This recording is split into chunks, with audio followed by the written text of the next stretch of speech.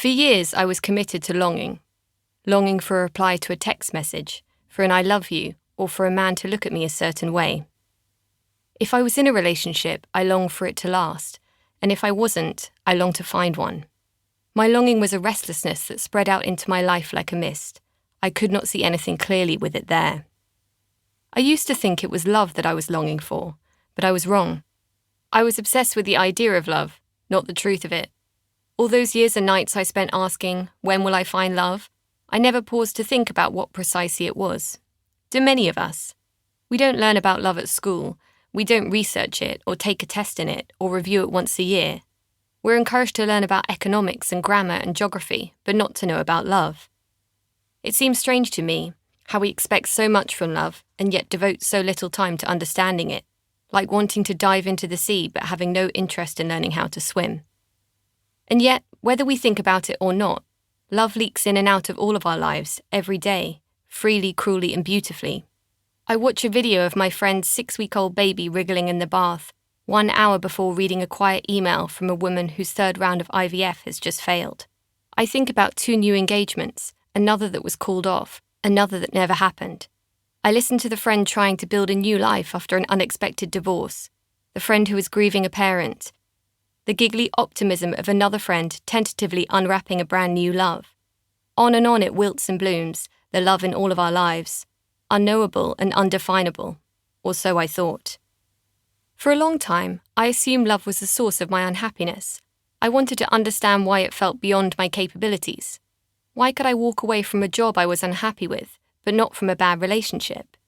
Why did I have agency in every other aspect of my life and not in love?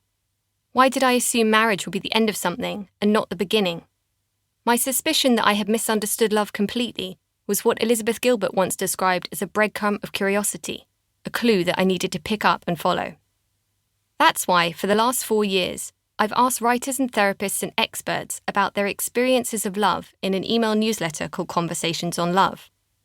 I've listened to people talk about their love for a person, for a city, for a poem, for a tree. I've listened to a man say he wished he'd slept with more people, and a woman say that sex is the dream life of a marriage. I've listened to people share stories about sustaining a 26-year-long friendship across different countries, about falling in love while losing a child or grieving a sibling, about seeing babies born in war zones, and about learning to find romance in solitude.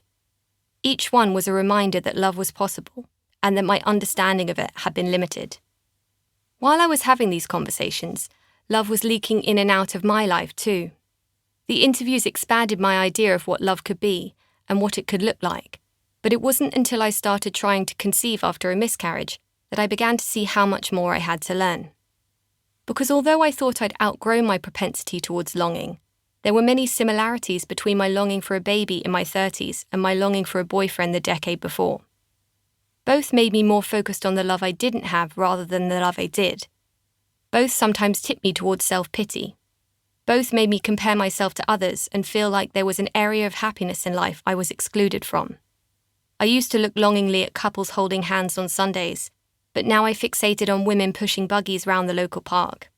The thing I was longing for had changed, but the restless, searching feelings were the same. I understood then there would always be something to long for in love, if I continued to see it in this narrow way. A boyfriend, a marriage, a baby, a second baby, a grandchild, another decade on this earth with my mother, father, or husband. So I began to ask more questions. I began to write this book. Every day you will be asking your own questions about love too. Maybe you are looking for a relationship or, in a secret place in your heart, asking whether you should leave one. Maybe you are in a long-term partnership, wondering how to sustain love through life's many storms. Maybe you are a parent and you want to be a better one, or you've lost a parent and that loss suddenly seems to dwarf everything else. On the surface, what we want and need from love are different, but I have found that our individual questions are often rooted in 3 bigger ones. How do we find love? How do we sustain it? And how do we survive when we lose it? These are the questions I want to explore in the pages ahead.